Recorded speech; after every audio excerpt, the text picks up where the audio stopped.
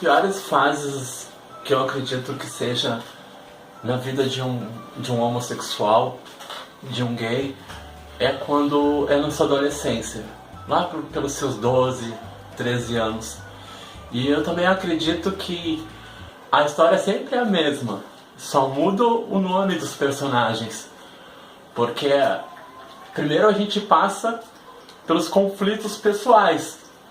A gente não se entende, não tem a quem procurar, não tem com quem conversar, não tem um pai que está apto a te ajudar, não tem uma mãe que quer enxergar o que tu é, tem a escola que não está aberta nem preparada para te apoiar ou te ajudar, muito pelo contrário, muitas vezes, pela maioria das vezes, elas nos excluem. E aí eu lembro que nesta fase da minha vida foi onde tudo começou a dar errado.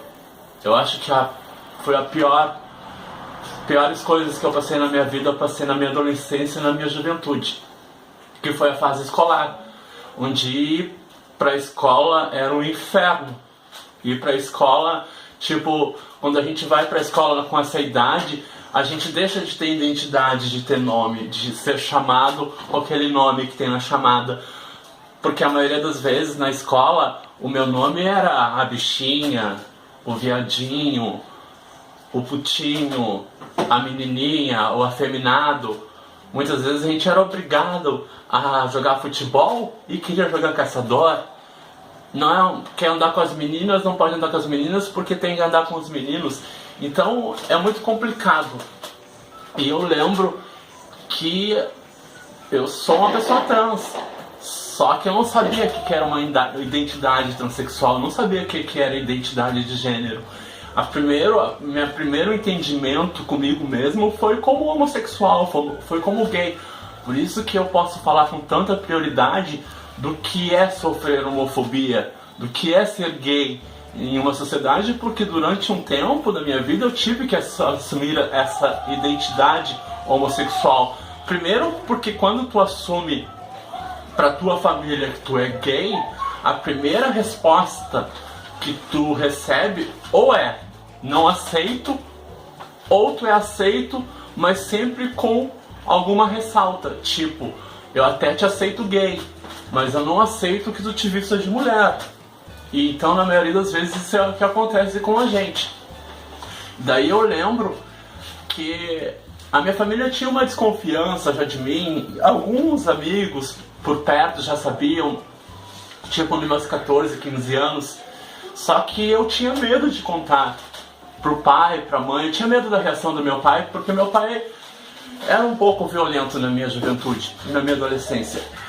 E aí eu lembro que com 17 anos eu resolvi que eu ia contar de uma forma diferente pra minha família. Então eu lembro que a minha mãe trabalhava durante a noite em uma empresa aqui da cidade, que eu não vou citar o nome porque ela é uma grande empresa e monopoliza a cidade, isso não convém falar. E aí, enquanto a mãe trabalhava à noite, eu passava toda a noite bordando uma fantasia, porque na época existia um bloco muito conhecido na cidade, muito conhecido mesmo, era um bloco que trouxe à tona o nome e a imagem de muitas meninas trans e travestis da cidade, onde trouxe o reconhecimento e a visibilidade para muitas meninas. Se hoje eu sou Regininha e tenho esse reconhecimento, eu posso agradecer também a este bloco, porque nesses concursos, dentro do ginásio Falido Salomão, a Praça Saraiva, na época colocavam 12, 10 mil pessoas. E aí eu lembro que toda vez que a mãe ia trabalhar, eu bordava fantasia, passava a noite inteira bordando. Quando a mãe chegava, eu jogava pra baixo do sofá e fazia que estava dormindo. E assim foi indo. Quando chegou o tal concurso da Marlu, eu com 17 anos, me inscrevi junto com uma amiga minha, Andressa Amorim. Fomos e participamos do concurso, mas numa inocência. Aí participamos, todas montadas, com uma fantasia preta e rosa, não me esqueço. E aí fomos pro concurso. Na época tinha a afinada Alexandre, a cabeleireira muito famosa, que era uma diva pra gente, era um exemplo, era tudo que nós queríamos ser quando crescêssemos. Daí a gente foi e concorreu. Eu lembro que eu era a candidata de número 1 no concurso. E eu fui e me apresentei, fiz uma bela apresentação. E no final do concurso, chamaram a nova coach da Marilu, chamaram as soberanas. Quando chamaram madrinha da bateria do Bloco Marilu, 1996, Regininha Poltergeist, eu não acreditei. E não era uma coisa que eu esperava, porque naquele momento eu tive que dar uma entrevista para a RBS e no outro dia aparecer em rede praticamente regional como madrinha da bateria de um bloco tipicamente gay na cidade, onde os homens saíam vestidos de mulheres e as mulheres saíam vestidas de homens. E eu me tornei, pela primeira vez com 17 anos, madrinha daquele bloco, só que eu não tinha noção de tamanha responsabilidade e do que viria a acontecer pós carnaval. Aí eu lembro que depois do concurso, todo mundo abraçando, parabenizando, e aí eu fui pra casa de uma amiga minha, Monique, e na casa dela eu fiquei durante um mês escondida, porque eu não tive coragem de no outro dia enfrentar a minha família, porque eu lembro que o meu pai estava trabalhando já em uma obra e ele viu o Jornal do Almoço nesse dia, nessa obra, com todos os peões assistindo.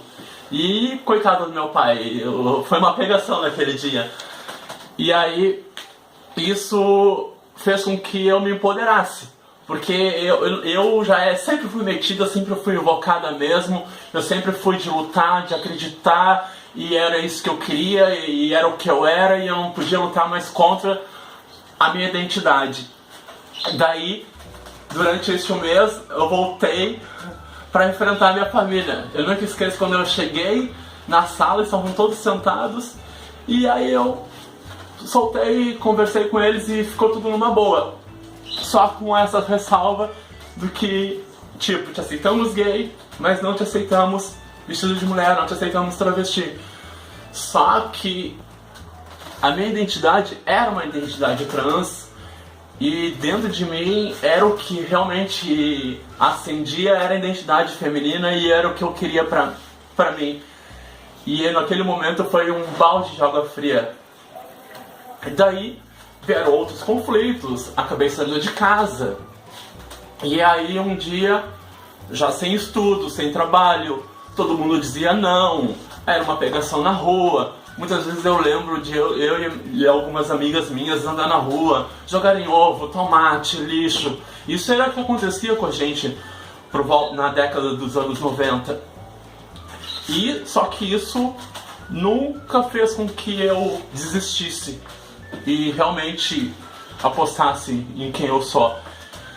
E aí veio a prostituição na minha vida, que foi com os 19 anos que eu conheci a rua, conheci a noite, de tanto procurar trabalho, de tanto ser negado, de tanto dizer que não, de muitas vezes fazer entrevista, ver outras pessoas passarem na minha frente, serem empregados, serem chamados, e eu sempre ficar para trás. E aí ver a minha família muitas vezes passando trabalho, necessidade. Já tinha sobrinhos que eu também tinha que ajudar em casa de alguma forma ou de outra. Aí eu caí na prostituição e conheci uma outra vida, uma outra vida que a sociedade nem imagina o que acontece enquanto eles dormem e nós estamos acordadas nas ruas.